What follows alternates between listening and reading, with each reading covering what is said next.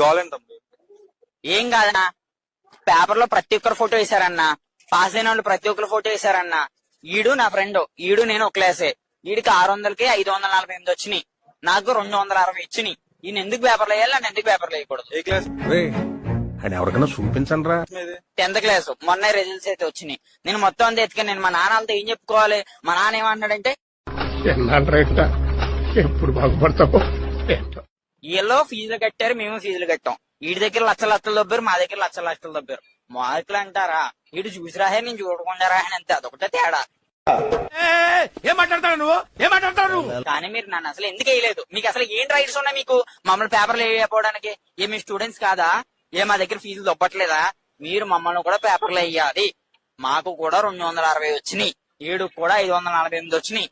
ఈయన ఎక్కడైతే వేసారో కావాలంటే ఒక కింద వేసుకోండి, నో ప్రాబ్లం. లేకపోతే పేపర్ ముందు వేయండి, పేపర్ వెనకాల వేయండి, నాకు నో ప్రాబ్లం. కానీ మమ్మల్ని మాత్రం గుర్తించాలి. అల్లుడు నువ్వు తగ్గొద్దు, నువ్వు వెనకడుగు వేయొద్దు. మ్యాటర్ ఏంటో తెలిపోవాలి.